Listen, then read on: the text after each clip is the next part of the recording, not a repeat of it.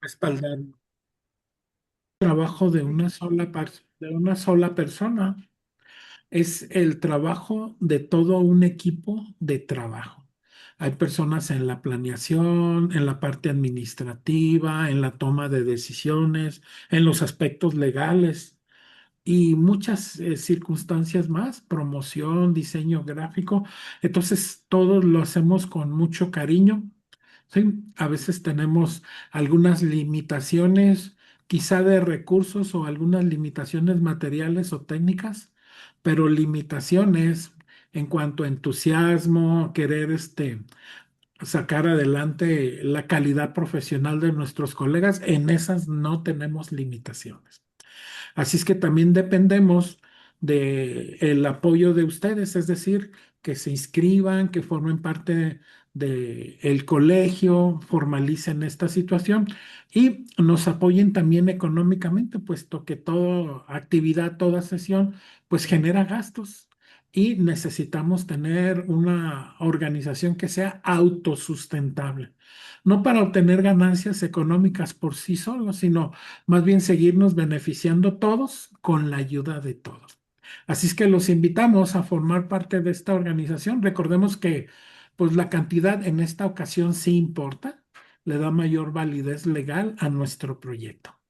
Así es que los invitamos a inscribirse, a formalizar su adhesión a nuestro proyecto y por supuesto también participar en otras actividades, incluyendo las que les he mencionado que realiza el equipo de trabajo. Las puertas están abiertas.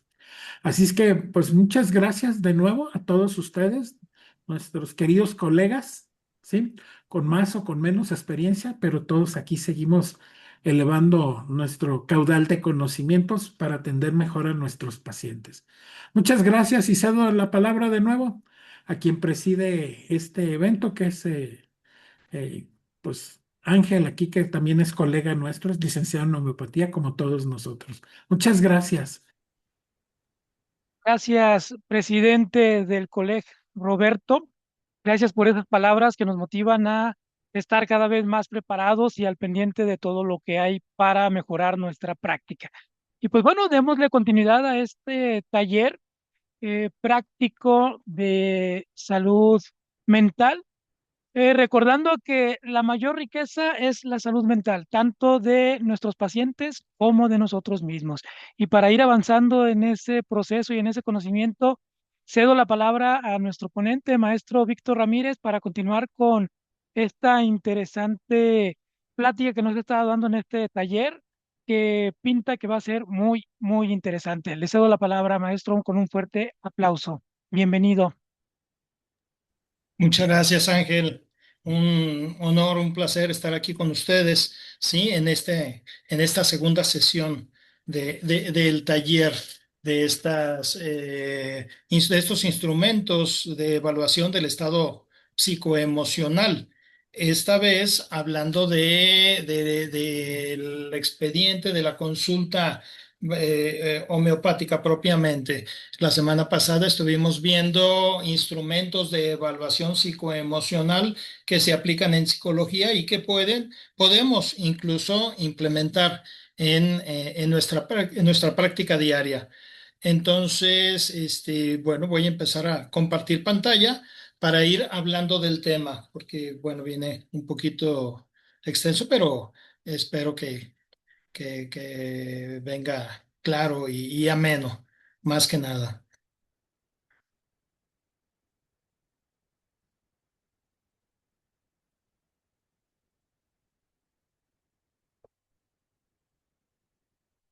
¿Me pueden indicar si ya se ve la presentación?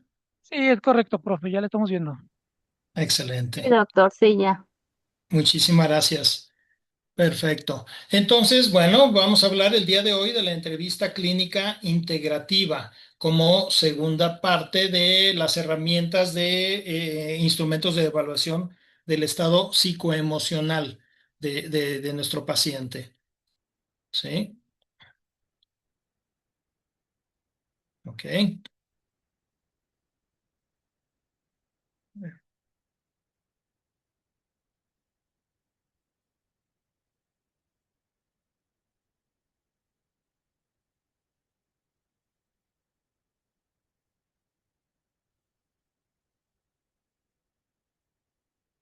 Ya se ve. Ok. Ah, hablar de la historia clínica como base del diagnóstico integral. La historia clínica es fundamental para entender a nuestro paciente y para poder guiar el diagnóstico integrando todos los aspectos relevantes. ¿Sí? Escuchar al paciente con atención nos permite descubrir la enfermedad, comprender su historia, permite encontrar el medicamento. De ahí la relevancia de la escucha activa que tengamos con nuestro paciente en todo momento. Ah, ¿qué es la entrevista? Permítanme.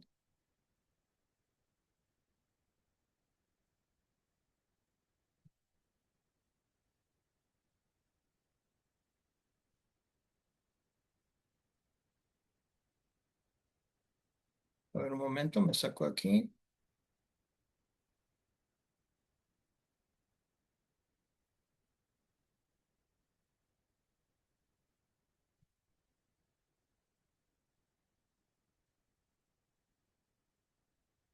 A ver,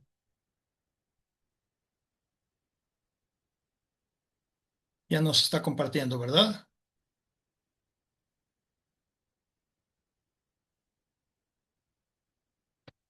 Voy a salir para volver a compartir.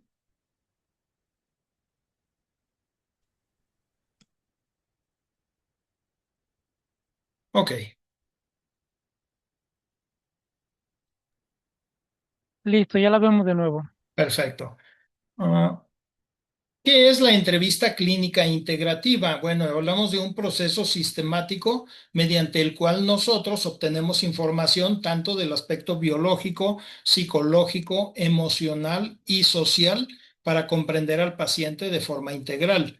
¿Sí? Los objetivos que buscamos es, bueno, identificar, tener conocimiento del motivo de consulta, nos lo va a decir el paciente y a partir de ahí indagar qué es lo que le lleva a estar en esa situación de malestar. Comprender la enfermedad, conocer la personalidad, detectar factores desencadenantes e identificar síntomas homeopáticos. Para ello, usamos la historia clínica, la observación clínica, precisamente desde que el paciente llega ya nos está dando información. Entonces, importante revisar la postura con la que llega, si viene acompañado o no viene acompañado, e incluso la forma de sentarse del paciente, ¿sí?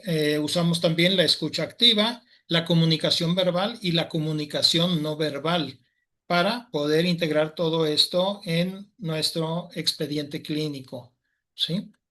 La observación clínica es relevante porque nos permite captar signos vitales no verbales en el paciente.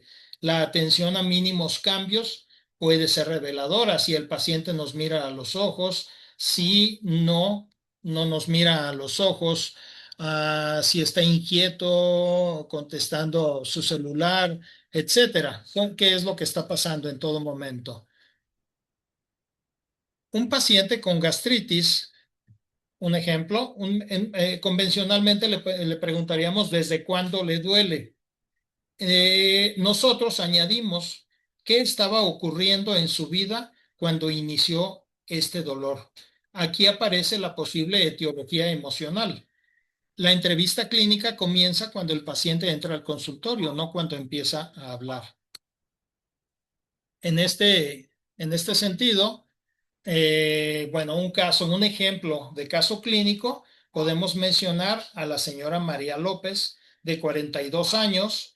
Motivo de consulta es la migraña y la etiología es que menciona que es por un duelo por muerte de su mamá, de su madre, ¿sí? El estado psicoemocional que podemos observar, bueno, vemos que está reservada, llora sola, evita expresar sentimientos y el consuelo le empeora. Entre los datos clínicos encontramos cefalea frontal, fotofobia, insomnio, deseo de sal y que empeora al recordar. Los hallazgos que percibimos, bueno, es ese duelo prolongado, esa tristeza silenciosa, agravación por el consuelo y la cefalea emocional. En los ejemplos que podemos repertorizar encontramos en el capítulo de mente, en el repertorio, la palabra duelo, el rubro. Ahí mismo encontramos dolencias por decepción y encontramos el consuelo le agrava. El objetivo de tomar en cuenta todos estos datos es relacionar la etiología emocional con la selección del medicamento. Permítanme un momento.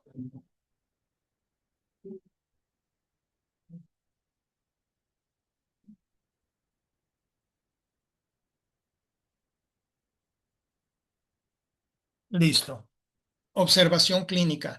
Antes de preguntar, nosotros ya estamos obteniendo información, ¿sí? Observar la postura, mencionábamos, la marcha, la vestimenta.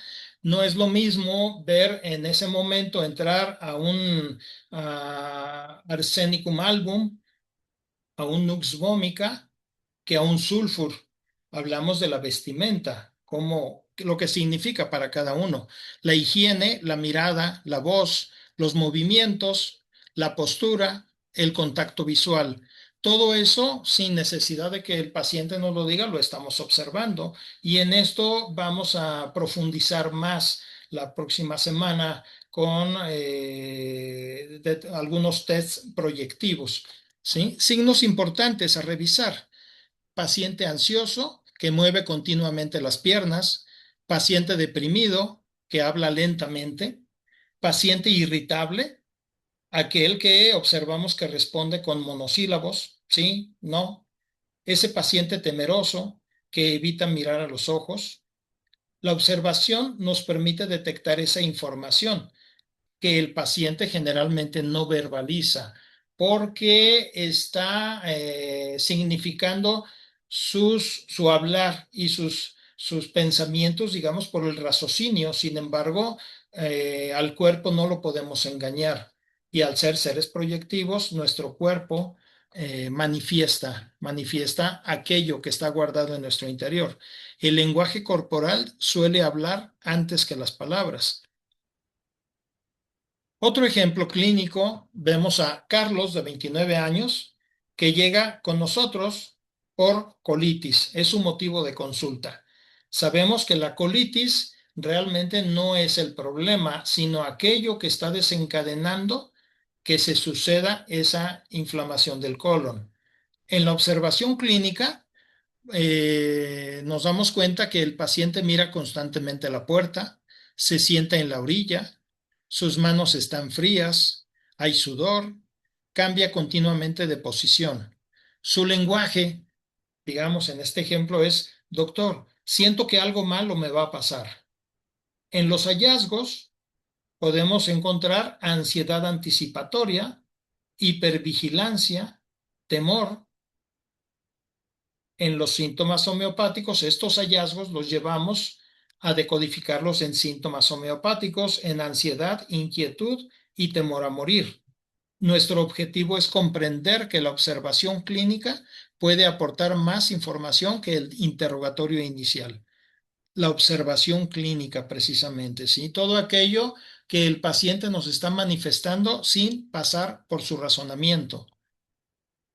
En el lenguaje verbal, este nos da una precisión en la comunicación, nos da claridad, un relato claro, facilita la comprensión del paciente, nos da precisión, las palabras elegidas marcan la diferencia y por medio del lenguaje verbal también podemos llegar a la empatía con un lenguaje empático, fortaleciendo la relación terapéutica y la confianza.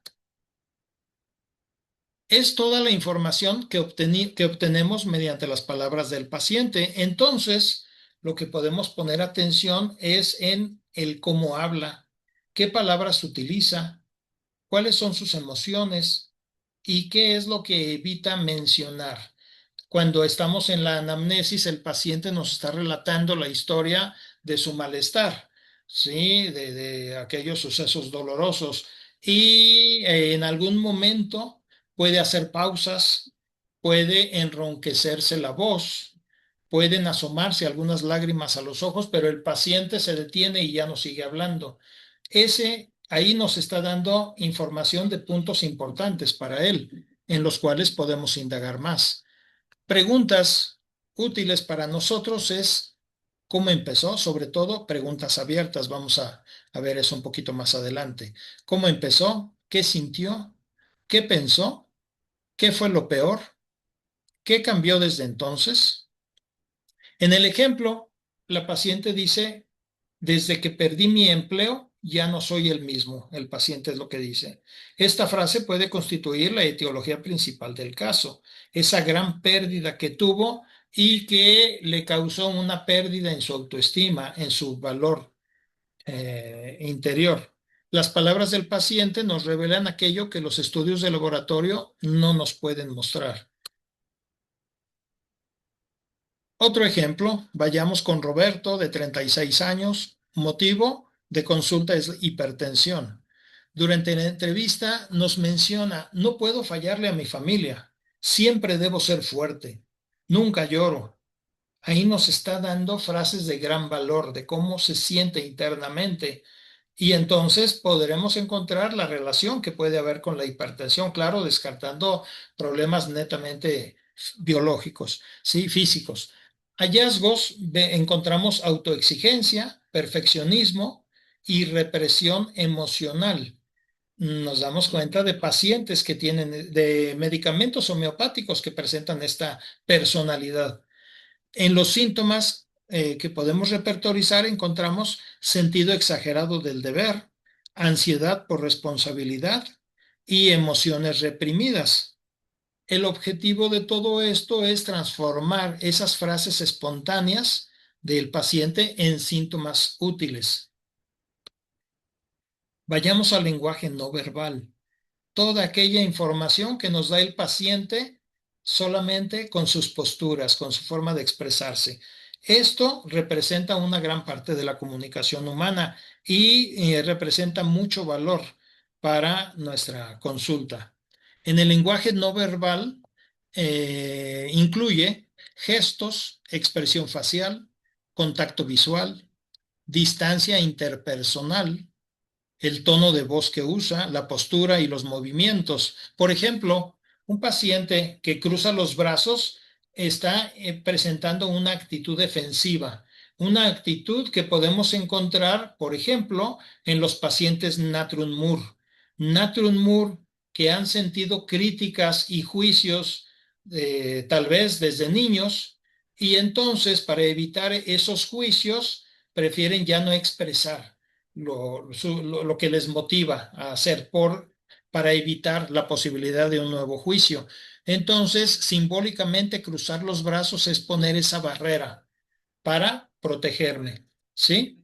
Puede haber en el enojo, perdón, la mirada fija puede representar enojo, mirada baja, tristeza, tal vez de pulsatila, puños cerrados, la tensión que puede, que puede haber en algún momento en un paciente. Claro, muchos lo pueden presentar, pero esa tensión la podemos encontrar en veladona, en yosiamus, en medicamentos que pueden tender a explotar, un nux vomica también. Esa sonrisa incongruente, cuando el paciente presenta una sonrisa que pueda ser incongruente con respecto a lo que nos está hablando, nos habla de un posible mecanismo de defensa. Tal vez sonríe para encubrir un dolor profundo o una sensación de debilidad. El lenguaje no verbal debe interpretarse siempre en conjunto con el contexto clínico, evitando hacer para nosotros conclusiones precipitadas. Vemos que entonces que el cuerpo expresa con sinceridad aquello que la mente intenta ocultar. Hablábamos de los estados que platica Freud, ¿no? Del consciente, del subconsciente, del inconsciente. En este momento estamos en el consciente. Entonces pasamos por nuestro raciocinio cualquier pensamiento, cualquier idea y podemos estar de acuerdo en lo que escuchamos o no. Sin embargo, cuando evitamos esta barrera del consciente, el cuerpo se puede expresar más libremente. que ya podríamos vincularlo incluso con los sueños, que ya al no estar esta barrera, pues cada quien podemos recordar algún tipo de sueño fantasioso, incluso donde se puede mezclar la realidad con la fantasía. Caso clínico 4, también paciente con, bueno, estamos observando el lenguaje no verbal. Laura, de 34 años, su motivo de consulta es dermatitis atópica. Durante la entrevista ella evita el contacto visual, usa voz baja, se frota continuamente las manos, sonríe al hablar de situaciones dolorosas y llora al final de la consulta. Podemos encontrar entonces inseguridad, ansiedad, afectividad contenida, baja autoestima. Y al pasar estos hallazgos a síntomas homeopáticos, encontraremos entonces, para poder repertorizar por medio de rubros, la timidez marcada, llanto contenido, ansiedad social, hipersensibilidad emocional. Todo esto nos ayuda para integrar el lenguaje verbal y el no verbal para comprender mejor el estado psicoemocional del paciente y con ello poder decidir o seleccionar los síntomas que caracterizan a este paciente para poder repertorizarlo, siempre considerando la totalidad en todo momento y no tan solo un signo aislado. Esto, bueno, viene a la mente, sabemos de los keynotes, son síntomas característicos muy importantes a tomar en cuenta. Sin embargo, lo recomendable es nunca prescribir tan solo por el keynote, sino tomar en cuenta algunos otros aspectos del paciente. El mejor entrevistador no es quien más pregunta, sino quien mejor interpreta lo que observa y escucha. De ahí la importancia de la escucha atenta y la observación en todo momento. No solo mirar, pasar a observar, no solo oír, pasar a escuchar, ¿sí? La escucha activa, comprendiendo al paciente. ¿Qué es la escucha activa? Es la capacidad de nosotros, de ustedes, de todos, para comprender el mensaje explícito e implícito del paciente, prestando atención no solo a sus palabras, sino también a sus emociones, silencios y lenguaje corporal, a ver qué tanta congruencia hay entre lo que dice y lo que expresa. Los principios de la escucha activa son no interrumpir, mantener contacto visual, validar las emociones de mi paciente, porque bueno, él es el que está sintiendo precisamente esas molestias, ¿sí? Y parafrasear para confirmar la comprensión. Vamos, aquello que nos dice el paciente, podemos parafrasearlo con la intención de que el paciente se escuche a sí mismo, ¿no? Podemos encontrar el ejemplo, hablábamos en algún momento, de aquella mamá que se enferma siempre que los hijos quieren salir de casa. Y entonces podemos parafrasear esa situación, ¿no? Ok, entonces si entendí bien, usted me está diciendo que se enferma cada vez que sus hijos quieren salir, quieren independizarse, ¿sí? Bueno, ¿qué beneficios encontramos con la escucha activa? Que favorece la confianza del paciente, se escucha atendido, mejora la calidad de la información que nos da, facilita la identificación de síntomas mentales característicos. En esa escucha activa y atenta podemos profundizar cada vez más empáticamente en lo que está sucediendo con nuestro paciente. Incrementa la adherencia al tratamiento también, le da más importancia por esa atención que recibió. Esta técnica no solo mejora la comunicación, sino que también facilita que el diagnóstico nuestro sea más preciso. La escucha activa nos permite captar no solo las palabras, sino también las emociones. Y mencionábamos parafrasear o utilizar preguntas reflejo para clarificar la información y mostrar al paciente que su mensaje está siendo importante para nosotros. Ejemplo, el paciente llega y nos dice, doctor, todos dicen que estoy bien, pero siento que algo dentro de mí cambió desde que murió mi esposo. Una forma de responderle sería, entiendo que la pérdida ha sido muy significativa para usted. Cuénteme cómo ha cambiado su vida desde entonces. Con ello estamos validando lo que nos está diciendo la paciente, ¿sí? Aquella que escucha en su familia y en todos lados que le dicen que está bien, como si no tuviera ya, que ya deje de quejarse o de sufrir, digamos. Bueno, si la paciente no ha procesado ese evento, es importante que lo pueda sacar en lugar de que lo suprima. En conclusión, la escucha activa nos permite descubrir la etiología emocional del padecimiento. En gran porcentaje de las consultas, el mismo paciente, la misma paciente, sabe el origen de lo que le está sucediendo, solamente que no se ha permitido escuchar a sí misma. Escuchar con atención es la herramienta diagnóstica más poderosa que tenemos. Caso clínico 5. Paciente Elena, de 47 años. Su motivo de consulta es insomnio y cefalea tensional. El antecedente de ese insomnio y cefalea es que menciona de manera espontánea, dice, desde que mis hijos se fueron de casa, siento un enorme vacío. ¿Ok?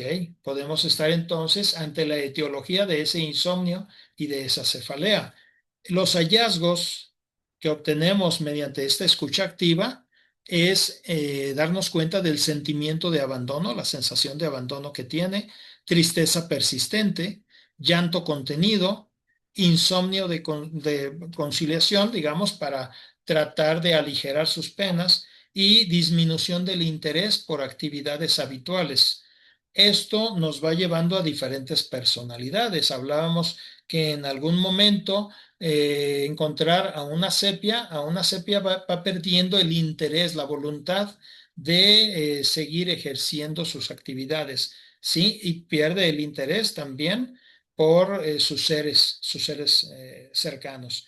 En el aprendizaje que nos deja es que el motivo real de consulta no era el insomnio y la cefalea tensional, sino el proceso de duelo por el nido vacío. Entonces, sabemos que si atendemos directamente el insomnio y la cefalea, pues solamente estaremos paliando o aliviando el dolor, pero si atendemos todo lo que engloba la sensación de nido vacío en esta paciente, seguramente ese insomnio y esa cefalea desaparecerán. Detrás de cada síntoma existe una historia que merece ser escuchada. Para el paciente es muy importante lo que viene a contarnos. Para ello es importante, hablábamos también del rapport. El rapport está en todo momento de nuestra interacción con el paciente. Es esa relación de confianza, respeto y empatía que se establece según el trato y la atención que demos al paciente. Mencionábamos salir a la puerta del consultorio, recibir al paciente, mencionar alguna frase para romper el hielo, ¿sí? Y que ese paciente que jamás nos había visto, asimismo tampoco nosotros al paciente, se empiece a abrir un vínculo en el cual pueda fluir la información. ¿Cómo se logra este rapport? Presentándose cordialmente, llamar al paciente por su nombre, mantener una postura abierta en todo momento, utilizar un lenguaje sencillo, ¿sí? Evitar palabras muy rebuscadas, digamos, muy científicas de no ser necesario. Mostrar un interés genuino en todo momento con esa mirada a los ojos de nuestro paciente. Esto va a reducir la ansiedad del paciente, abre más el camino de comunicación, favorece la sinceridad del paciente y en ese entorno también el paciente, al haber obtenido una atención completa de nuestra parte, es más fácil que se adhiera al tratamiento y lo siga con las indicaciones que le damos. La confianza es el puente que une el conocimiento médico con la experiencia del paciente. La clave para una conexión efectiva, ¿sí? Establecer el rapport con el paciente es fundamental, porque si no hay esa conexión con el paciente, posiblemente ese paciente tal vez no regrese, no se sintió cómodo, ¿sí? Habiendo un buen rapport, se fomenta la confianza y mencionábamos que facilita el que el paciente se abra con nosotros. Un ejemplo, ¿sí? De el médico hacia el paciente. Buenos días, señor José. Gracias por confiar en mí. Hoy dedicaremos el tiempo necesario para comprender lo que le está ocurriendo. Así el paciente disminuye su tensión, siente que se le está dando importancia a su caso y comienza a hablar con mayor libertad. Sobre todo también evitando hacer juicios, evitando gesticular de nuestra parte para que el paciente no vaya a interpretar que nos está dando risa, alguna situación que para el paciente puede ser importante. Caso clínico, hablando del rapport. José, de 63 años, llega a consulta por hipertensión arterial y contesta únicamente con monosílabos y evita el contacto visual. Hablábamos. La estrategia es iniciar una conversación sobre su trabajo y su familia para ir abriendo ese camino de confianza antes de abordar lo que le está sucediendo. Con ello, el paciente comenta que su presión arterial aumentó tras jubilarse y sentirse inútil. Con ello vemos que en el rapport, sin él, esta información tal vez no habría salido, no habría surgido durante la consulta. Y el paciente solamente buscaría algo que le quitara la hipertensión arterial y no daría claridad para poder buscar el origen de su padecimiento. El paciente comparte su verdadera historia cuando se siente comprendido. Preguntas abiertas. Importante, ¿sí? Permitir que el paciente se pueda explayar con estas preguntas abiertas. Fomenta la reflexión, ya que permiten que el paciente explore sus pensamientos y sentimientos y pueda tener una introspección mayor en él mismo al poder hablar ampliamente con su forma de sentir sobre lo que le sucede. Generar diálogo. Este tipo de preguntas estimula una conversación más rica y ayuda tanto al médico como al paciente a comprender mejor la situación y amplía la comprensión, ya que al utilizar preguntas abiertas se facilita un análisis más profundo. Con esto, permitiéndonos identificar aspectos importantes que podrían pasar desapercibidos. De ahí la importancia de la anamnesis, primeramente, y que el paciente pueda expresar desde lo más íntimo de su ser todo lo que le está sucediendo.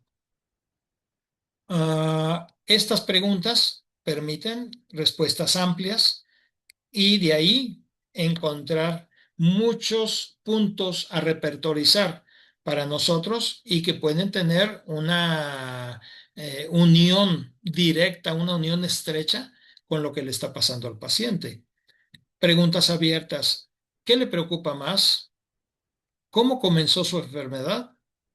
¿Qué cambios ha notado en su vida? Pasemos a las preguntas cerradas.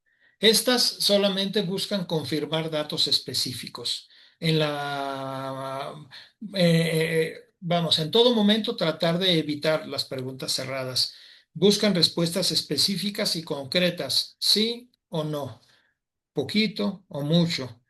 Se utilizan para enfocar la información y clarificar detalles, nada más.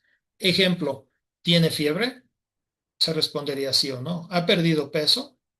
De igual manera, ¿duerme menos de 5 horas? ¿Sí o no?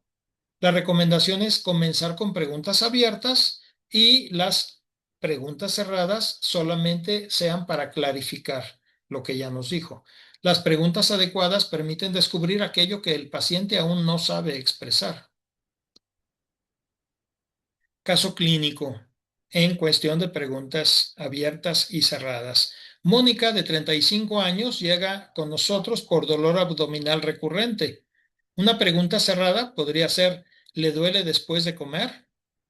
La respuesta podría ser sí o no, y con ello no nos da gran información.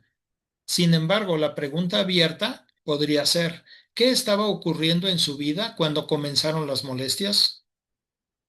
La respuesta podría ser, empezaron después de mi divorcio.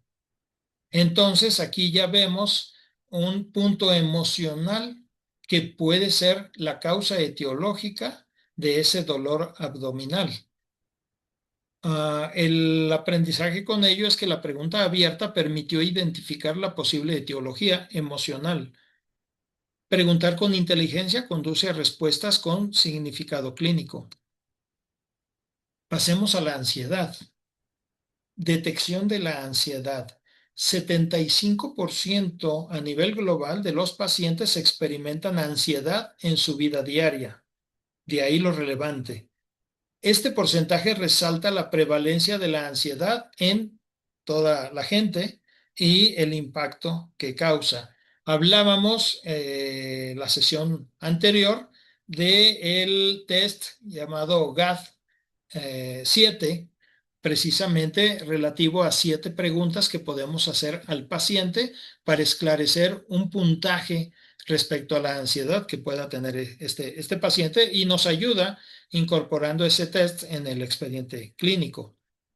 Manifestaciones de ansiedad cognitivas: preocupación excesiva, pensamientos catastróficos, dificultad para concentrarse. Todos ellos a nivel de la esfera mental. Emocionales: miedo, inquietud, irritabilidad. Y la somatización, hablando de lo físico, se traduce en palpitaciones, sudoración, temblor, opresión torácica, insomnio. En la mayoría de las ocasiones, el paciente irá, su motivo de consulta será por manifestaciones físicas, cuando nosotros podemos observar que vienen a partir de situaciones emocionales. Viene aquí el instrumento que les mencionaba, GAD-7, permite estimar la gravedad de la ansiedad y dar seguimiento a la evolución. Detectar la ansiedad oportunamente evita que se convierta en una enfermedad incapacitante, porque la ansiedad puede llegar a tal grado que el paciente puede llegar a estar en el llamado borderline, donde pasando de esa línea, el paciente ya se incapacita para sus funciones diarias, ¿no? Ese miedo ya no le permite salir de casa, esa inquietud, esa irritabilidad ya es un obstáculo para la socialización. Y hablamos, de acuerdo a los síntomas mentales, que en la esfera mental están los síntomas más profundos que puede tener una persona profundamente enferma. Hablamos de los síntomas volitivos de la voluntad, los síntomas cognitivos del razonamiento y los síntomas afectivos de la sociabilización. Detección de ansiedad. Paciente, caso clínico: Ricardo, de 29 años, llega a consulta por palpitaciones y sensación de falta de aire. En la historia que encontramos a través del paciente, nos dice que acude a urgencias en 3 ocasiones y los estudios cardiológicos los encuentran normales. En la entrevista menciona preocupación constante por perder su empleo y dificultad para dormir. Los hallazgos, todo aquello que podemos encontrar en esa consulta, nos podemos encontrar ahí ansiedad anticipatoria, frecuente. Ustedes saben, medicamentos como Argentum nitricum, el mismo Gelsemium puede tenerlos, ¿sí? Hipervigilancia en todo momento. Sí, podemos hablar de diferentes personalidades, ¿no? Como Josiamus, como el mismo Arsenicum, claro, todo en un nivel patológico. Inquietud motora, en todo momento, ¿no? Incluso podemos encontrarlo hasta en pacientes syncum metallicum, que esa ansiedad la manifiestan cuando están acostados y tienen ese movimiento clónico de su pie en todo momento, ¿sí? De su pierna. Eh, Instrumento, hablábamos del GAT-7 para poder ayudarnos a valorar la situación ansiosa de este paciente, valorar los síntomas y orientar el seguimiento. La entrevista clínica nos permite diferenciar un trastorno de ansiedad de una enfermedad cardíaca cuando la evaluación médica lo respalda. En este caso, el paciente fue a hacerse estudios cardiológicos y aparecieron normales. Entonces, no hay una enfermedad cardíaca, sino que está reaccionando precisamente ante esa ansiedad anticipatoria, esa hipervigilancia que tiene este paciente. La ansiedad suele manifestarse primero en el cuerpo y después en las palabras. Vayamos a la depresión. Hablábamos del instrumento de medición, el PHQ, de 9 reactivos la semana pasada, que lo podemos utilizar, ¿sí? Los síntomas, hablando de síntomas, en la depresión se manifiesta en cambios emocionales. El diagnóstico es un caso clínico, revela tal vez una tristeza prolongada. Esa persona que tuvo una pérdida importante pasó al sufrimiento, a la tristeza prolongada y se convirtió en depresión. Esa pérdida importante, haya sido del tipo que sea, la tuvo, tal vez nos dice el paciente, hace 10 años. Y a partir de esos 10 años todo cambió. No ha vuelto a disfrutar la vida como antes lo hacía. El tratamiento es la terapia y el apoyo para fomentar la recuperación. ¿Cómo se manifiesta la depresión? Tristeza persistente, anedonia, fatiga, alteraciones del sueño, sentimientos de culpa, disminución de la concentración. En esa anedonia vemos que el paciente ya no disfruta, ¿sí? No disfruta los placeres de la vida, tiene una situación emocional muy plana, muy lineal. Entonces, aquí hablábamos del PHQ-9, que es un instrumento validado que nos ayuda a detectar en qué condiciones está el paciente. Y hablábamos de que cuando encontramos puntajes muy altos, que ya no le encuentran sentido a la vida, digamos, pues entonces ahí se está acercándose la posibilidad de un posible suicidio. Entonces, será motivo para derivarlo, que siga con la atención homeopática, pero derivarlo en conjunto con una atención psicológica o psiquiátrica. Vayamos al estrés, algo muy común ya de hace años en la sociedad, ¿sí? Respuestas y resistencias en pacientes. El estrés se manifiesta como una respuesta natural del cuerpo ante situaciones desafiantes, afectando tanto la salud mental como física del individuo. Hablábamos que cuando hay estrés prolongado, se genera mayor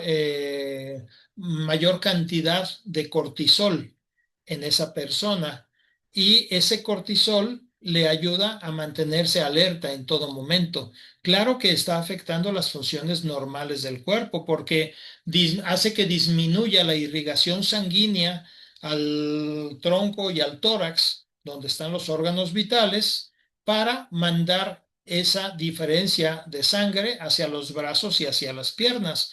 ¿Para qué? Pues para pelear, correr, para protegerse en esa situación, para ponerse a salvo. Un paciente que está constantemente en estrés, vamos, puede ser que en la noche siga en su cabeza los pensamientos del trabajo, de aquello que le causa conflicto, y entonces, aún dormido, está generando cierta cantidad de cortisol que le lleva al insomnio, a no tener un descanso adecuado y con los con las consecuencias, ¿no? De ello. Al día siguiente, cansado, no pone atención, le cuesta trabajo entender, etcétera. Entonces, no solamente se va solucionar esto con un medicamento, sino que hay que dar un tratamiento desde lo más profundo del ser. ¿Qué es aquello que le inquieta para darle aquel medicamento que tenga la misma personalidad que está presentando mi paciente, para de esa forma ese medicamento estimule la energía vital del paciente y así esta energía vital sea capaz de reaccionar ante aquello que le está afectando? Estrategias de manejo, implementar estrategias efectivas de manejo del estrés como meditación, terapia, aparte del medicamento, obviamente, puede ser fundamental para mejorar la calidad de vida del paciente. Hablábamos de que el estrés provoca una respuesta fisiológica y psicológica frente a demandas percibidas como superiores a los recursos. Vamos, vemos una pandilla que nos quiere, unos delincuentes que nos quieren agredir y posiblemente vayamos a correr o nos detenemos a pelear. En todo momento, una gran cantidad de cortisol para que haya una gran cantidad también de glucógeno que nos dé los recursos suficientes para poder enfrentar esa situación. Mientras tanto, el paciente que está bajo estrés está irritable, con tensión muscular, insomnio, cefalea, trastornos gastrointestinales, disminución del rendimiento laboral. Entonces, todo esto que acabo de mencionar básicamente no es el problema en sí, sino que es la consecuencia, es la somatización de lo que está sucediendo. Es importante diferenciar el estrés adaptativo de un trastorno depresivo o de ansiedad. De esta manera, comprendiendo el contexto del paciente, nos permite distinguir entre una reacción normal al estrés y un trastorno que requiere intervención. Casos clínicos. Hablemos de depresión. Ana, de 52 años, llega a consulta por fatiga, pérdida de interés por sus actividades y llanto frecuente. Encontramos tristeza persistente, insomnio, disminución del apetito y sentimientos de inutilidad. Aquí mencionábamos, hablando de depresión, podemos aplicar el PHQ-9, explorar factores desencadenantes de esto que le sucede y valorar el riesgo suicida que pudiera tener esta paciente para con ello poder planificar su seguimiento. Con respecto al estrés, Luis, de 40 años, llega por cefalea tensional y dolor cervical. Encontramos que sus jornadas laborales son prolongadas, el paciente presenta irritabilidad, tensión muscular y sueño no reparador. La acción que podemos llevar a cabo es identificar los estresores, los posibles estresores, promover estrategias de afrontamiento y dar seguimiento clínico. Vamos, ante esos estresores que tiene el paciente, ¿qué puede hacer con ellos para procurar darle una percepción diferente en lugar de estarse peleando constantemente con ello? Somatización. El cuerpo habla. Precisamente la importancia de escuchar todo lo que nuestro cuerpo dice, ¿sí?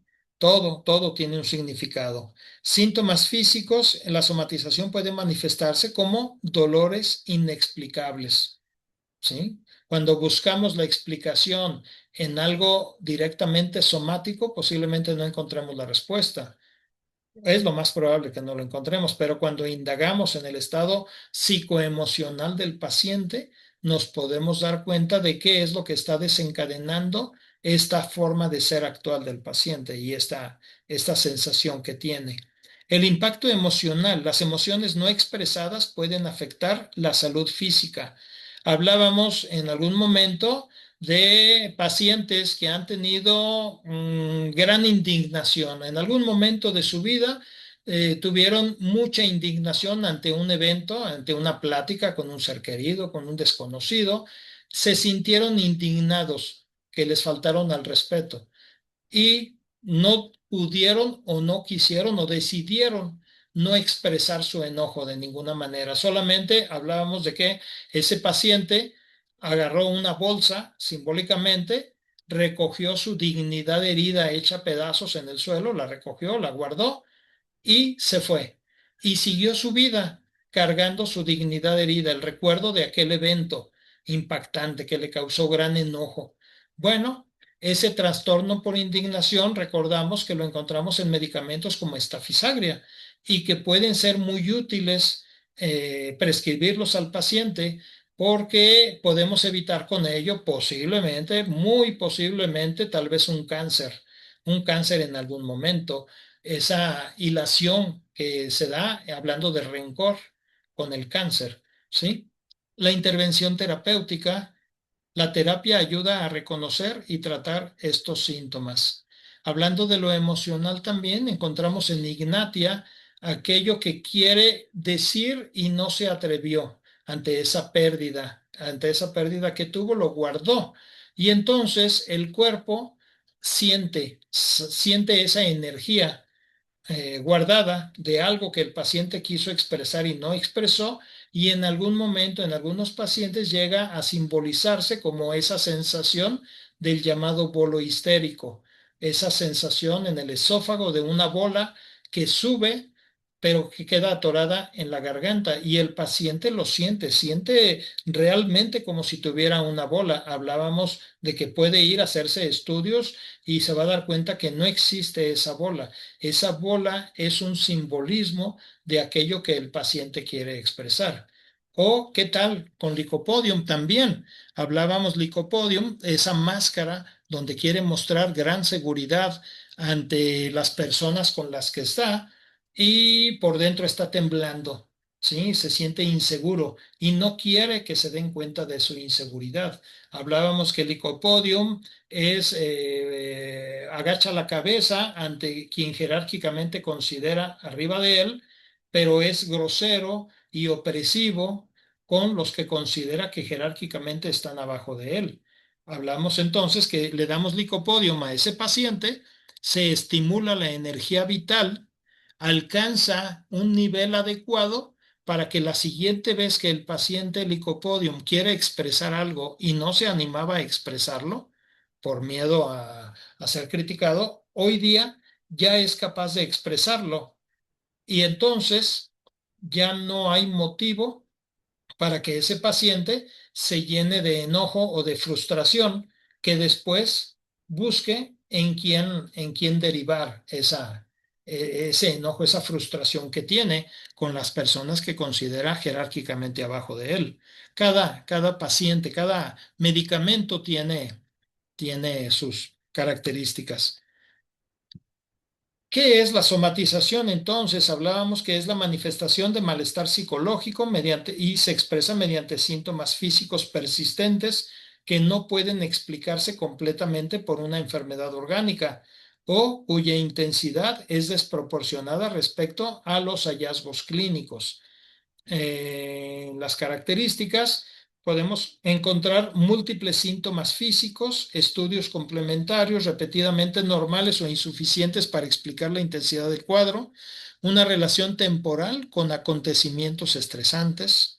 Cada vez que se acuerda o revive esa situación, empieza el desajuste orgánico, somático en el paciente. Alta preocupación por la salud y deterioro funcional. Y encontramos en estos pacientes cefalea, dolor abdominal, fatiga, palpitaciones, mareo, dolor musculoesquelético, sensación de falta de aire. Bueno, cualquiera de estos síntomas que mencioné, como cefalea, dolor abdominal, hablamos de cefalea, ¿qué medicamento le darían al paciente si solamente quieren curar una cefalea sin observar la personalidad del paciente? Si tenemos que elegir entre aproximadamente 400, 500 medicamentos que tienen que atienden el rubro de cefalea, ¿cuál le daremos?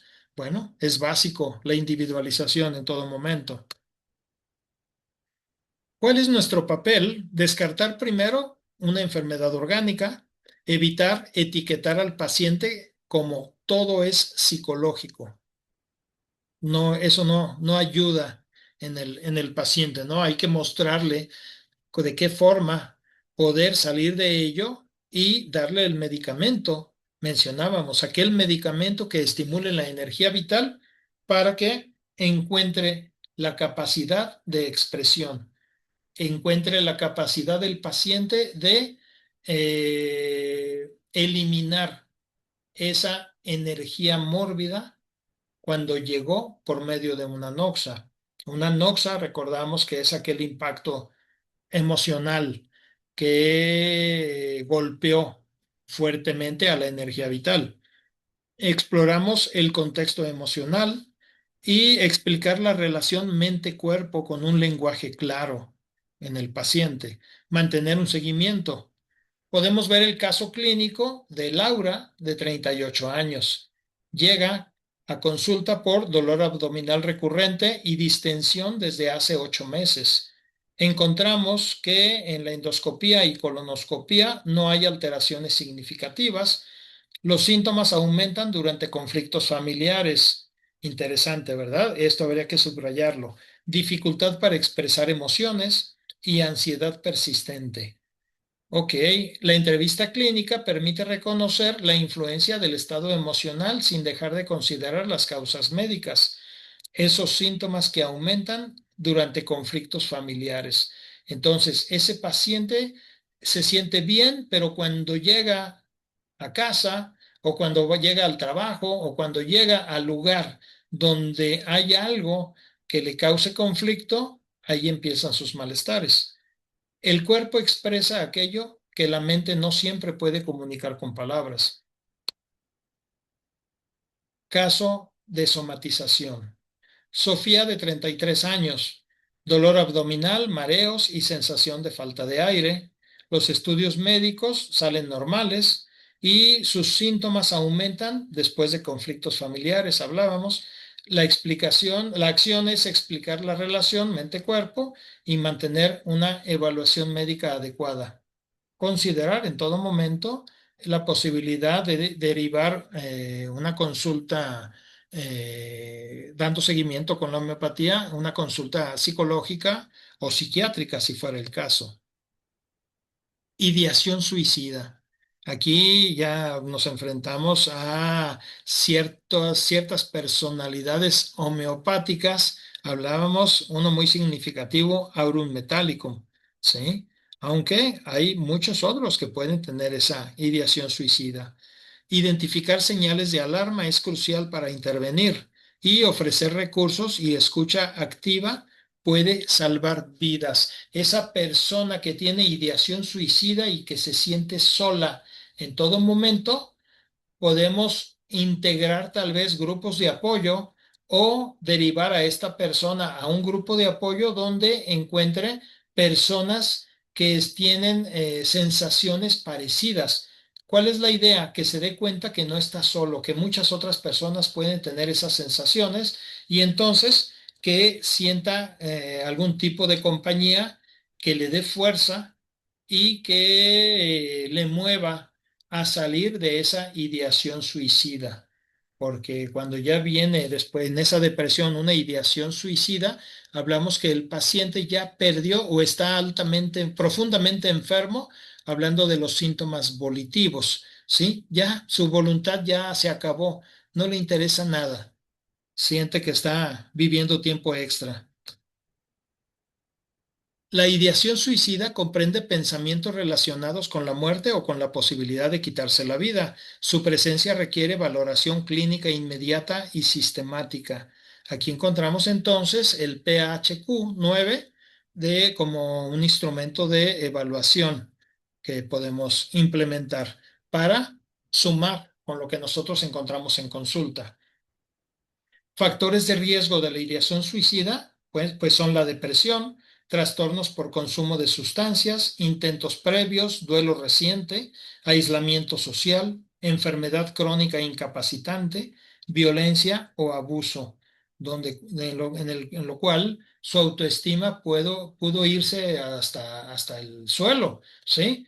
Y bueno, hemos escuchado posiblemente de casos de personas que se han suicidado y han expresado su idea en medios como el Facebook, donde puede ser interesante, ¿no?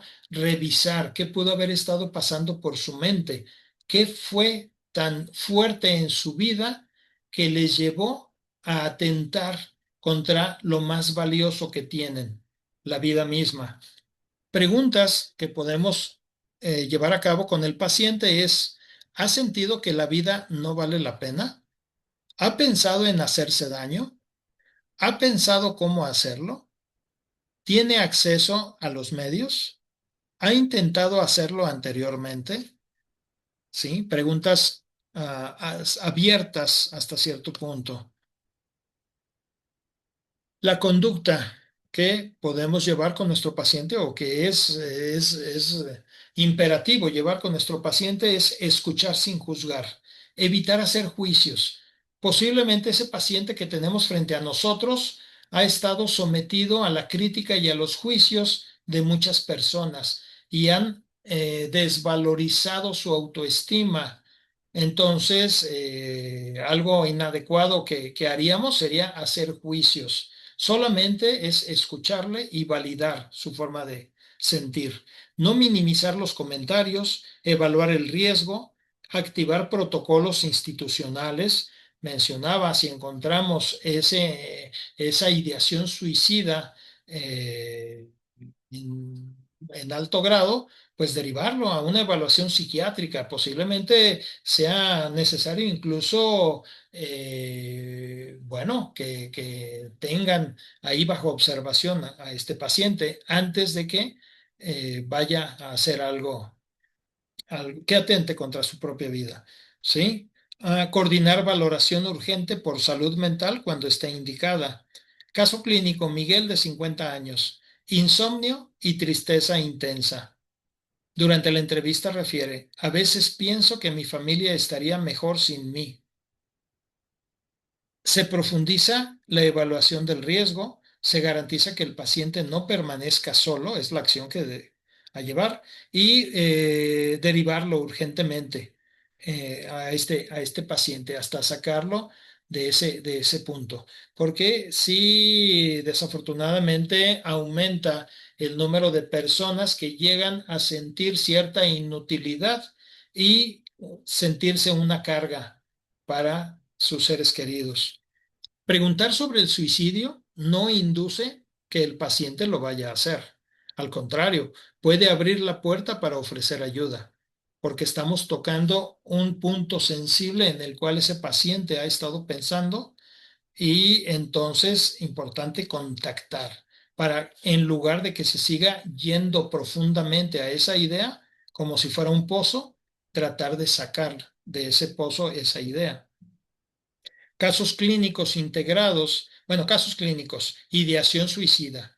Miguel, de 48 años, insomnio y tristeza intensa, expresa que a veces piensa que su familia estaría mejor sin él, aunque no refiere un plan específico. Mencionábamos de profundizar en esa ideación, en ese plan, en esa intención y medios disponibles que pueda tener, no minimizar el riesgo para garantizar la seguridad del paciente, valorar mediante ese test, además, y derivar. El mejor médico no solo trata enfermedades, reconoce el sufrimiento humano y actúa oportunamente para proteger la vida. ¿Qué pasa con el riesgo psicológico? Hablar de la psique, hablar de los síntomas mentales para nosotros en todo momento, ¿no? Los de más valor jerárquico. Claro, dependiendo de qué sea el motivo de consulta del paciente. El riesgo psicológico aparece en un 60% de la población. ¿Sí? Este dato indica que más de la mitad de los pacientes presenta riesgo psicológico significativo. Es la probabilidad de que el estado emocional del paciente comprometa su seguridad, funcionamiento o evolución clínica. ¿Qué presentan estos pacientes con depresión? Desesperanza, impulsividad, aislamiento, abandono del autocuidado, consumo de alcohol o drogas, violencia familiar, trastornos graves del sueño, deterioro laboral o social. En todo momento se va haciendo menos funcional y aparte que ya no siente motivación por la actividad que desempeña. Entonces, para evaluar este riesgo, siempre es importante en la evaluación llevar la historia clínica del paciente, revisar su estado mental, revisar la posibilidad de redes de apoyo, Redes de apoyo, instituciones de salud psicológica aquí en el estado de Jalisco, en la ciudad de Guadalajara, como Salme, ¿sí? Revisar los antecedentes psiquiátricos, tanto del paciente como la posibilidad sistémicamente en la familia de que haya familiares con trastornos psiquiátricos. Revisar los recursos personales y los factores protectores en el paciente. Caso clínico, hablábamos entonces, Javier, 43 años, hipertensión de difícil control. Hipertensión, descartando un problema netamente biológico, entonces revisar la situación emocional. Durante la entrevista, este paciente refiere separación reciente, consumo excesivo de alcohol, pérdida del empleo y escaso apoyo familiar. Presenta múltiples factores de riesgo psicosocial que requieren atención integral y seguimiento estrecho. Este paciente en algún momento está en el camino en el cual puede llegar a una depresión tal que le lleve a quitarse la vida. Evaluar el riesgo psicológico es prevenir complicaciones antes de que aparezcan. Banderas rojas, señales de alerta importantes. ¿Qué son? Son señales de alarma que indican la necesidad de ampliar el seguimiento o evaluación de este paciente, solicitar estudios complementarios o derivarlo de manera rápida. Estos pacientes, estas banderas psicológicas son la ideación suicida, plan suicida, alucinaciones, delirios, conducta agresiva, desorientación, deterioro cognitivo agudo, consumo problemático de sustancias. Y presentan una pérdida rápida de peso, fiebre prolongada en muchos casos, déficit neurológico, dolor torácico de nueva aparición, sangrado inexplicable, alteración del estado de conciencia, convulsiones, cefalea súbita e intensa. Hablábamos en algún momento, caso hipotético, imaginen un paciente que tiene su vida acomodada, tiene buena economía, tiene propiedades, todo va bien. Sin embargo, en un suceso trágico pierde a toda su familia, ¿sí? De alguna manera, salvaje, digamos, por llamarle así.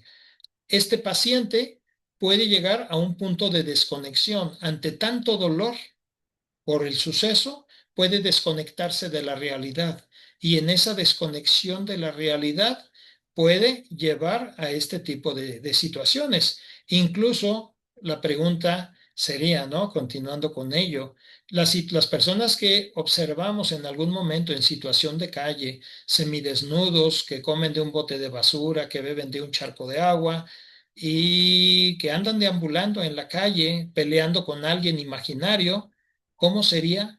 ¿Cómo sería esa persona años antes? ¿Sí? ¿Qué suceso desencadenaría que llegara a esta forma de ser? Sería interesante poder revisar ese tipo de situaciones. Reconocer señales de alerta es crucial para prevenir crisis. Cambios bruscos en el comportamiento son indicativos fuertes, ¿sí? La incongruencia entre el lenguaje verbal y el no verbal puede señalar angustia. Ese paciente que llega o esa persona que le preguntamos, ¿cómo está? Bien, dice que bien, todo bien, pero vemos en su gesto, en su lenguaje no verbal, una cara adusta que no representa ese estar bien. Bueno, ahí vemos una incongruencia. Entonces, siempre la incongruencia, tarde o temprano, lleva a la enfermedad. Prestar atención a estas discrepancias es esencial. Una historia clínica bien documentada permite identificar patrones de riesgo, ayuda a guiar la intervención adecuada. Caso clínico, Rosa, 58 años, cefalea intensa de inicio súbito. En la entrevista presenta rigidez de cuello, náusea, somnolencia progresiva. Y en la conducta es, bueno, suspender la consulta ambulatoria y realizar envío inmediato a un servicio de urgencias para evaluación neurológica. El buen inicio clínico reconoce cuándo se debe de profundizar y cuándo actuar de inmediato. Aquí estamos hablando de una cefalea intensa de inicio súbito. Puede llevar a un accidente cerebrovascular o a diferentes problemas de salud. La integración clínica holística, hablamos de un enfoque integral. La historia clínica homeopática enriquece la evaluación. Una conexión profunda, uniendo los síntomas físicos y emocionales para el tratamiento y llegar a una evaluación completa, dando la integración de todo lo que sucede en el paciente. La entrevista clínica integrativa debe llevar información biológica, corporal, psicológica, emocional y social para comprender al paciente como una unidad. Hablábamos entonces que los síntomas mentales más profundos que nos habla Hahnemann y otros autores, mencionábamos los síntomas volitivos de la voluntad, síntomas afectivos de la socialización y síntomas cognitivos de la racionalización del pensamiento, ¿sí? La secuencia entonces, al atender a nuestro paciente sugerida, es establecer el rapport, saludar a ese paciente nuevo que no conocíamos, mirarlo a los ojos, escucharlo activamente, observar su lenguaje verbal y no verbal, explorar el motivo de consulta, identificar factores desencadenantes, detectar ansiedad, depresión, estrés o somatización, riesgos psicológicos, banderas rojas, y todo esto llevarlo a la historia clínica para elaborar un plan diagnóstico y terapéutico en todo momento. En este esquema encontramos los síntomas por medio en el área biológica, síntomas, exploración física y estudios, la enfermedad, el nombre de la enfermedad, digamos, y ya integrando lo psicológico, emociones, pensamientos y el afrontamiento, en lo psicológico, en lo social, la familia, el trabajo, la red de apoyo, y en lo homeopático integrar todo lo anterior, además de las modalidades, la etiología, los síntomas mentales, generales y particulares. El mensaje clave es que la entrevista clínica no sustituye a la exploración física ni a la historia clínica, sino que lo complementa en todo momento, ¿sí? La verdadera medicina comienza cuando comprendemos a la persona detrás de la enfermedad. El paciente seguramente va a llegar por la enfermedad. Nosotros buscamos conocer al enfermo, al paciente enfermo. El registro de los hallazgos, bueno, llevan gran importancia, ¿no? Todo aquello que encontramos en el paciente, encontrar en la semiología la forma de repertorizar y encontrar entonces los medicamentos que puedan ser útiles. La documentación precisa es esencial para un diagnóstico efectivo y el seguimiento del paciente. Síntomas mentales repertorizables. Hablábamos de reconocer esos síntomas y transformarlo a rubros homeopáticos. ¿Cómo identificar estos síntomas mentales? Bueno, las características es que son síntomas que distinguen al paciente por su individualidad. Hablábamos de esa pulsatila con la mirada hacia abajo, que no mira al médico, al homeópata, en contraparte con fósforus, por ejemplo, o con la forma de cerrarse de Natron Moore.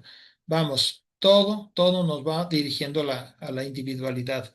Tiene valor para el análisis. Deben de ser estos, para ser síntomas, deben ser repetitivos, claros, persistentes, característicos, bien definidos y confirmados durante la entrevista.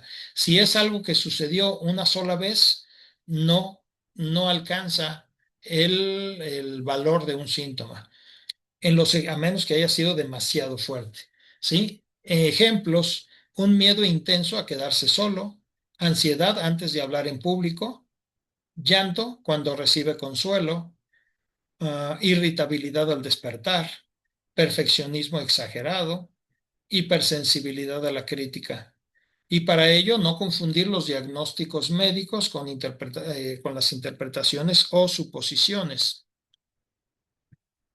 Vamos cerrando entonces Con este ejemplo, el paciente expresa: doctor, si alguien intenta consolarme, siento que lloro todavía más.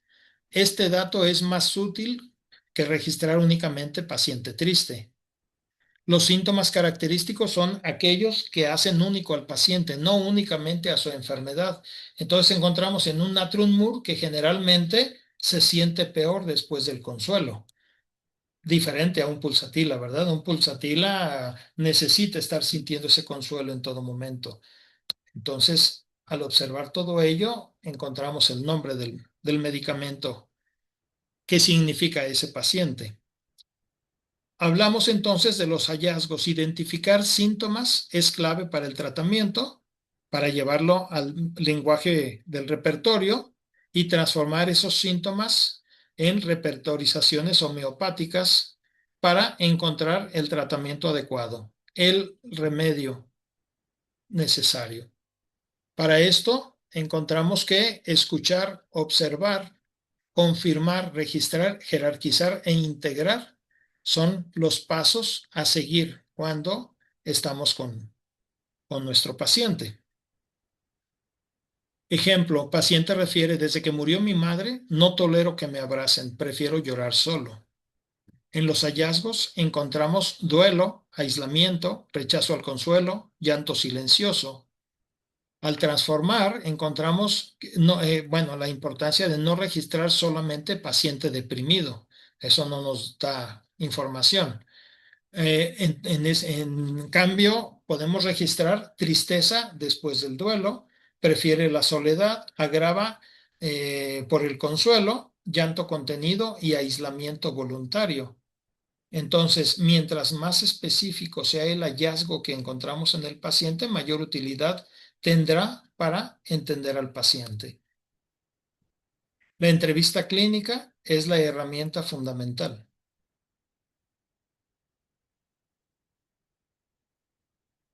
Mujer de 41 años durante la entrevista refiere que la migraña inició tras un divorcio, empeora por tristeza y falta de sueño, prefiere estar sola cuando llora, deseo marcado por alimentos salados y un sueño no reparador. En la integración encontramos que la historia clínica convencional va a explicar solamente la enfermedad, pero la historia clínica homeopática nos habla de esa individualidad en todo momento, ¿sí? Registrar todo lo que encontramos es importante. Registrar frases textuales relevantes del paciente, qué dijo, pero sobre todo cómo lo dijo. Diferenciar hechos de interpretaciones.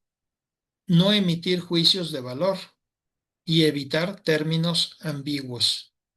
Entonces encontramos en pacientes si evita o no evita el contacto visual, si él tiene llanto fácil o no, si su voz es temblorosa, e imaginaremos diferentes formas de reaccionar, ¿sí? Ese Josiamos que desconfía de todos y es altamente celoso e impúdico, ese Arsenicum con esa obsesividad compulsiva importante, ese nux vomica con esa hipersensibilidad e irritabilidad en todo momento. ¿Y qué tal nux vomica? Un medicamento considero que no debe de faltar en nuestra consulta, en nuestro consultorio, ¿no? Porque tanto somático como emocionalmente da grandes beneficios. ¿Cómo anotar? Bueno, incorrecto, paciente muy nervioso, no nos da gran información.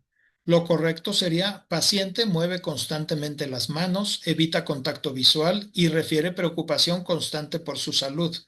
Esto último sí nos da forma de repertorizar con mayor claridad hacia la individualidad del paciente. Entonces, registrar con precisión nos permite comprender la evolución clínica y fundamentar las decisiones terapéuticas.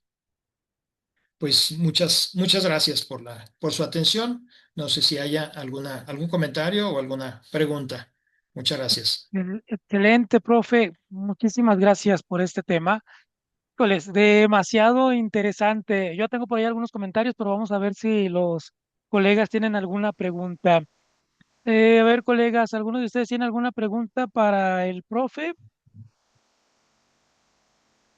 con esta ponencia o quedaron totalmente eh, sin palabras para darle al maestro? Bueno, en lo que se animan, profe. Sumamente interesante este asunto. Lo que es el abordaje del paciente, el tener bien claros nuestros límites como homeópata, creo que es algo bien importante en lo que vamos llegando. Al menos a mí me va quedando claro esta parte de dejar a un lado el ego de homeópata y ver que se necesitan otras disciplinas para poder tratar, ¿no? Ya sea que hablemos de somática, ya sea que hablemos de psicología, psiquiatría, que si bien nosotros podemos ayudar y mucho, no podemos hacer magia, ¿no? Sobre todo en los abordajes que menciona. ¿Cuál va a ser la estrategia para que este paciente mejore? Le voy a dar sus gotitas, va a aumentar su voluntad, va a aumentar el ánimo, la energía, pero a la par necesita otras situaciones, ¿no? Meditación, una terapia psicológica, psiquiatría, grupos de apoyo que realmente refuercen esa energía, si no va a quedar perdida y no va a encontrar cómo encauzarla. Entonces creo que ahí es donde entra la honestidad del homeópata y decirle al paciente, vamos por buen camino, pero necesitas apoyarte en esta otra cosa para que salgas más fácil adelante, ¿no? Si bien te podemos ayudar con la medicina homeopática, sí hacen falta otras estrategias para que puedas mejorar, para que puedas ver esos resultados, porque al final no es magia, ¿no? Es como entre tantas charla que nos he estado dando, ni todo es meramente mental, ni todo es meramente físico, sino que hay una combinación de las dos cosas que tenemos que identificarlas claramente para decidir el abordaje. Si podemos con la homeopatía y vemos los resultados, excelente, pero si vemos que no están los resultados, es que hay otra cosa por acá. Muy, muy interesante, profesor, muy interesante este asunto, y creo que sí queda claro que los homeópatas debemos estar centrados, debemos de ser honestos y dejar a un lado nuestro ego para aceptar ayuda y derivar a un paciente para que mejore él, a final de cuentas. Así es, en todo momento, esa atención completa, ¿no? De lo que está pasando con nuestro paciente. Bueno, recordamos que el mismo paciente nos da la respuesta de lo que está sucediendo. Y cuando nos permitimos parafrasear lo mismo que nos dice el paciente, es una forma en la que el paciente puede escucharse a sí mismo en aquel enredijo que tiene en su mente ante determinadas situaciones que no encuentra la salida. Hablando de ese emblema, ¿no? Que platicábamos, esa bola de estambre que aparece en la cabeza de la persona, situaciones que para él las está viendo muy complicadas, pero cuando puede expresar poco a poco por medio de la escucha activa nuestra, el paciente mejora sustancialmente. Con el medicamento homeopático, pues no se diga, ¿no? Se potencializa todo esto. Así es, profe. Bueno, no se animan a hablar, pero aquí hay felicitaciones por la ponencia, perfectamente entendido, el mejor maestro, la importancia de la empatía, el rapport, muy interesantes temas. Pues estos temas van a continuar la siguiente semana, el día 5 de agosto vamos a darle continuidad y fin a este tema tan interesante.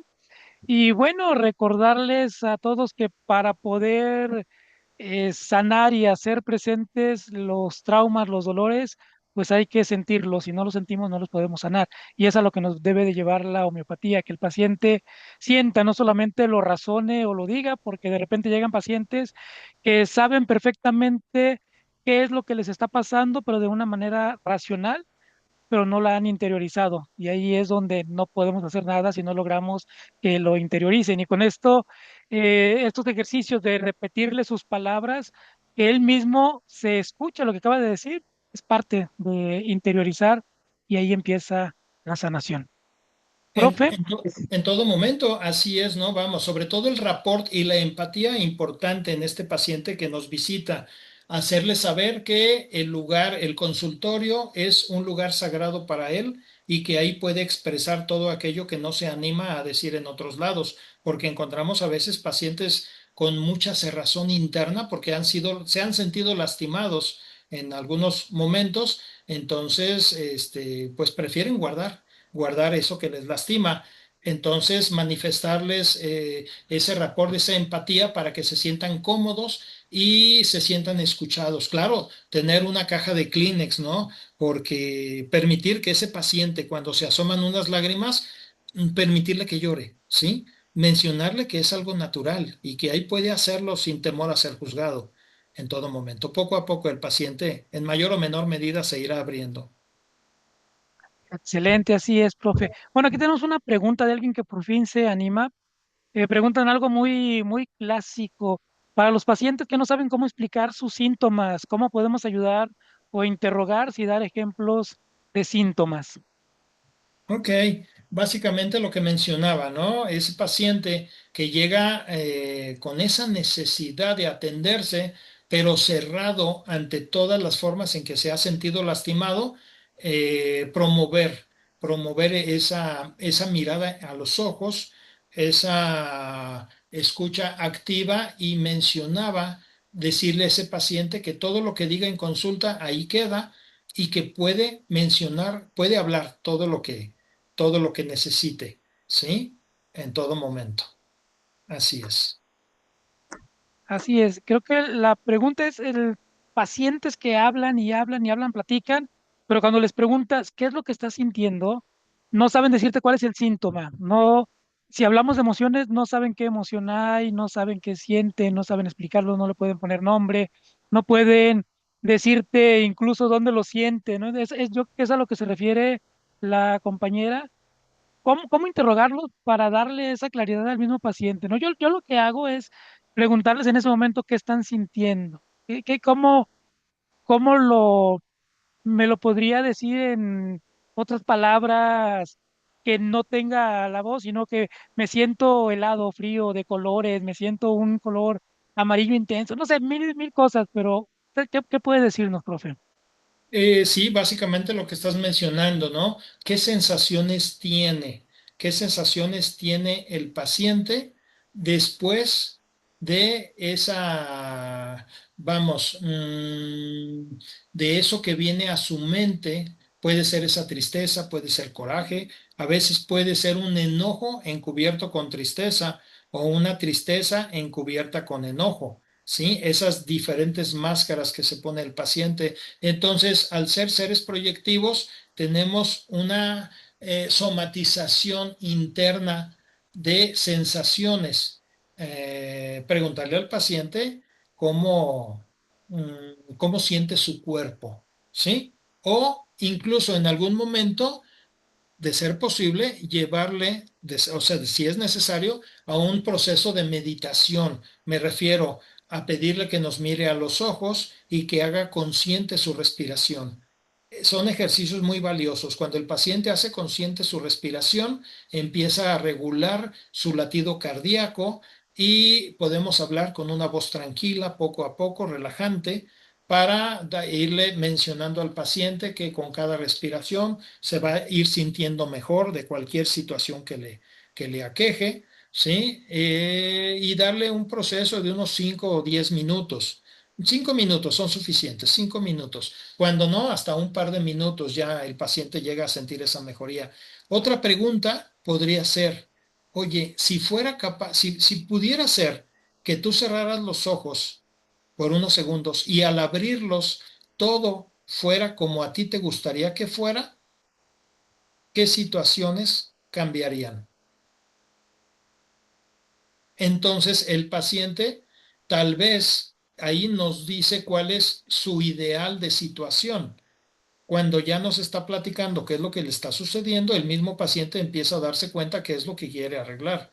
A lo mejor el cambiarse de lugar de donde está viviendo o de trabajo, ¿sí? Porque tal vez el trabajo le lleva a mucho estrés, sin embargo, pues tiene que estar ahí por la economía.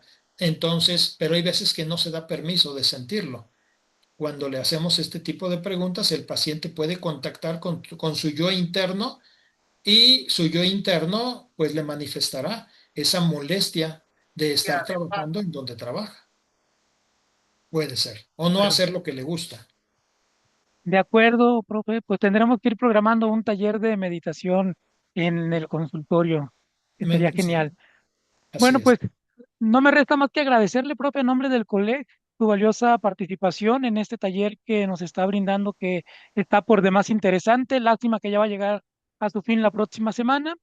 Así es que no me resta más que agradecerle sinceramente esta sabiduría, este conocimiento que nos brinda. Muchísimas gracias, profe. Un fuerte abrazo.